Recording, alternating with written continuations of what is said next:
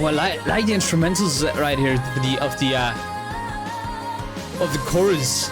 What's up, guys? Welcome back. My name is Sean, and today we're going to be reacting to GFriend's Crossroad music video. And this time there isn't a choreography version, but instead I did see there's a Studio Tune version. So as long as that doesn't get blocked, that's the second part of this video. Hopefully we get that, but that is the performance reaction for this time. But yeah, guys, I'm super excited to get into GFriend's Crossroads. This is supposed to be the beginning of the last album trilogy from GFriend, although the whole story is supposed to still be connected to a lot of the previous music videos. It's also the first, I believe it's the first music video from GFriend that is part of Hype labels, or I guess Big Hit at the time, because they acquired Source Music. And that also means that this is not actually the GFriend channel I'm watching it on, nor is it the 1DK channel this time. It is the Hype labels channel, or the originally the Big Hit channel. And of course the performance will be on the, I think it's on the Studio Tune channel. But for now, let's just get right into the music video. All right, so GFriend's Crossroads. Already from the beginning, we can see Una with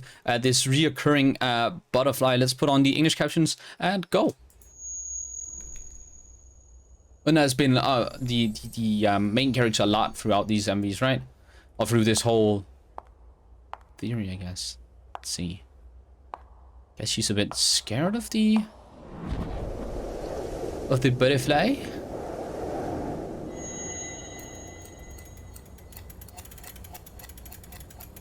Interesting. The time is stopped, or it's reversing, going back in time. Okay, listen. If there are any theories that don't actually spoil the next two MVs, let me know in the comments. I'll try to see what I can get from the MV, but there's a lot to look at. Let's see. Kind of looks like an older house, like that radio and everything. Though the makeup doesn't really, but just the aesthetic looks kind of like a 90s house or something. Oh, interesting. Butterflies, and she's missing one, obviously. Oh, this glass ball, wasn't that in one of the other MVs as well? Glass ball. Or maybe, wait, let me take a look at the table. Maybe all of this stuff from the table? No, maybe just the glass ball. I feel like, yeah, it was part of one of the others. Fingertip, I think, maybe.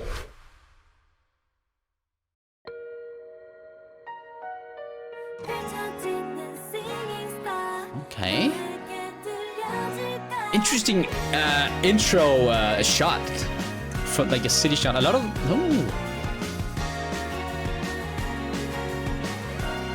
okay, a lot more scenery in this one.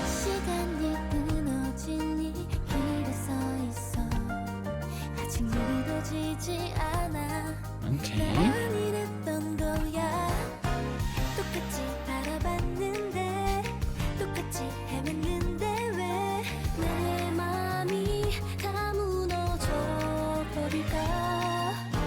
Okay, so like maybe that's Yerim thinking back on Simbi. Oh, I like the way it's picking up.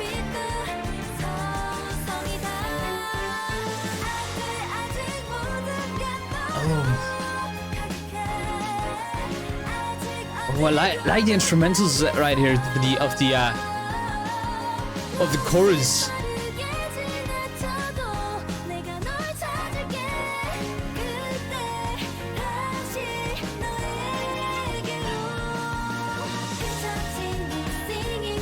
Okay.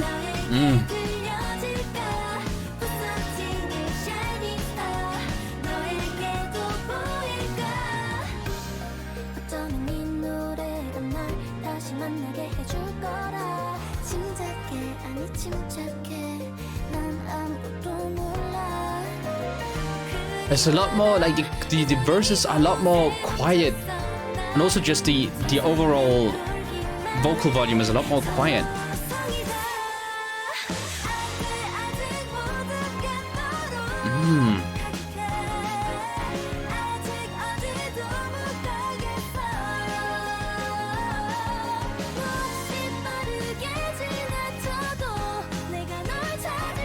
It's very melancholic, like the MV and everything.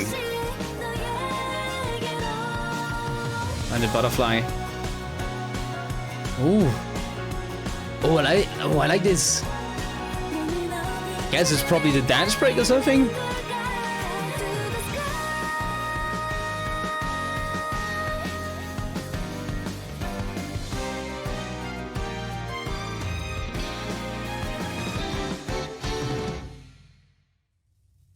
Oh. Okay. You guys know how I like my breaks, but I thought it was ending right there. That's how much of a break it was. But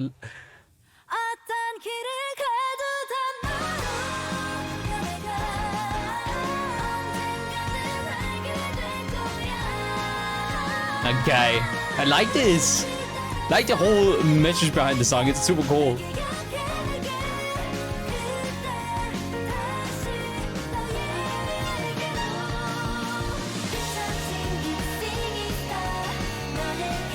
And a lot of things breaking.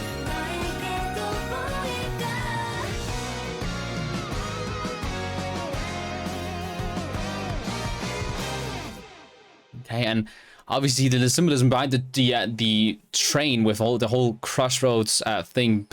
Crossroads basically, you know, when the roads cross. I guess that makes sense. So where two roads meet or more roads meet.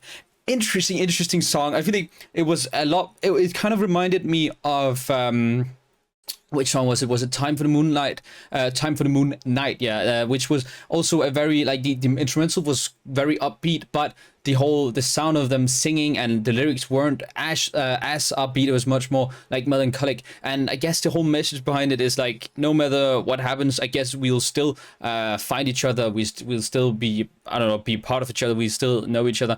Which was also, I think one of the other songs. This was also basically the message behind it. This whole, you know, being connected by something, by one red string or something like that. Obviously this time being the crossroads. I love the idea of the trains being used as this metaphor for these crossroads, because, you know, trains actually cross between each other, but you won't necessarily be able to reach the other person when you cross each other. That's super interesting, and overall just a really cool MV. Let me know what, like, if there are any specific theories for this MV down in the comments, because I would really like to know. But for now, let's move on to the Studio Tune B original performance. All right, Studio Tunes B original with a GFriend Crossroads. Let's go. Love the fits. Overall, this whole song, it feels a lot more mature. Okay. This kind of looks like the star they're singing about. Always absolutely beautiful choreo.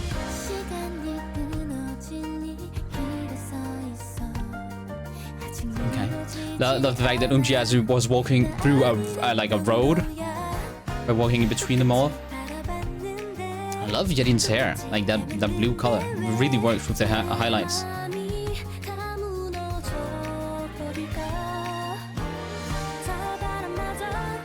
And here's the pick up.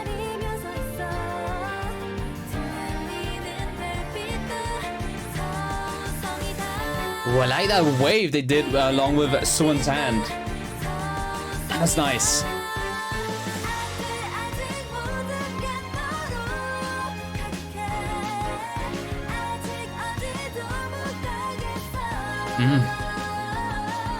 Ooh, like the vocals are so good. As I love the Unna's pink hair.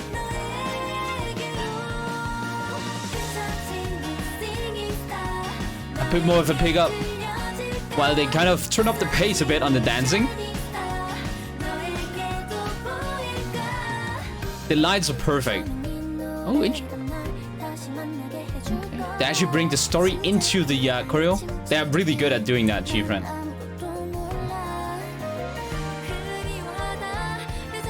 You know, by removing all the members and focusing on only Eunha and Eunji. That's interesting. Oh, and round choreo. Again, the wave.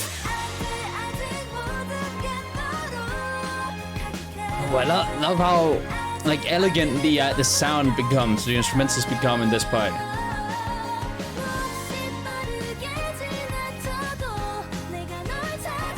Their positioning is also on spot, like the way they move around.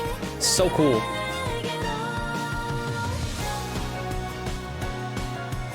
Ooh, I like that. Look at this. Okay, so this makes a lot of sense with the whole Crossroads theme. Them actually like walking around, but walking all kinds of different directions, crossing each other sometimes and sometimes not. That's so cool.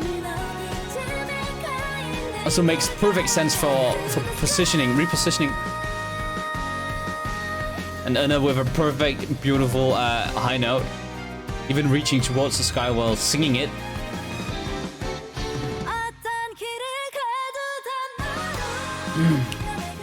Okay, so this is the studio break. It was a bit shorter, so that's why I didn't feel like it would stop right there. The ad-libs in the background.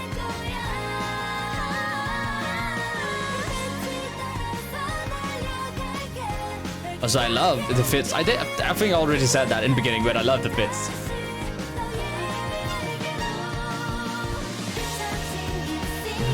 I like kind of this double chorus, I'd call it, where it picks up an extra time.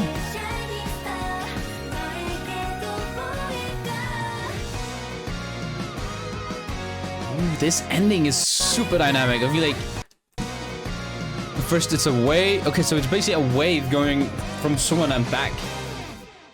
Nice. And of course the crossroads shown by all of them, their arms crossed. That's super cool. I really enjoy this choreo. I feel like GFriend always has these super cool choreos that really convey the message, or I guess the song. Especially this time there was a lot more almost like story building throughout this song, especially like when they all moved away for Unna's Umji's little moment, and a lot more, you know, kind of just crossing, really conveying this the title of the song, these crossroads, you know, moving in different directions, but at some point meeting again. This was super cool. And I actually liked, I feel like, I don't know if it's just because I listened to it the second time, but the sound, I feel like the sound was a bit better in this video than the other one, but it may just be because I'm listening to it for the second time. But absolutely amazing song and choreo by GFriend. But yeah, guys, that was GFriend's Crossroads. This is a super interesting take on. I feel like it's not a new concept from GFriend, because they, as far as I remember, I think it's Memoria that has kind of the same thing with them not being together, but kind of that was more like remembering each other. I think it was Memoria where they meet up in the end, and I feel like that's also kind of the idea with Crossroads. You know, going each to their own, but still meeting in the end. This felt like much more. This felt like a combination of Time for the Moon Night and then Memoria put into, like, so taking the concept from Time for the Moon Night and I guess the idea, or like the story from Memoria and into the song, which is a super interesting idea to do, but very cool song. It was a bit, I feel like sometimes it was a bit lackluster. Maybe just have been the sound, where I just feel like the sound or the vocals were a bit too low compared to the instrumentals. So if it was a bit louder, I feel like it would have been a bit better, at least for me. But super cool song nonetheless, and I'm really interested to see how this trilogy, or how this whole fits in with the whole theory behind GFriend. But yeah, anyways, guys, please let me know what you guys thought about GFriend's Crossroads music video and Studio Choom performance down in the comments below. Let me know if there are any like confirmed theories, or like there's a really popular theory about this song, along with obviously the previous songs. But please don't spoil in terms of the upcoming songs, because we will get into those the next 2 weeks. But let me know down in the comments for any theories, and I guess I'll see you guys next time.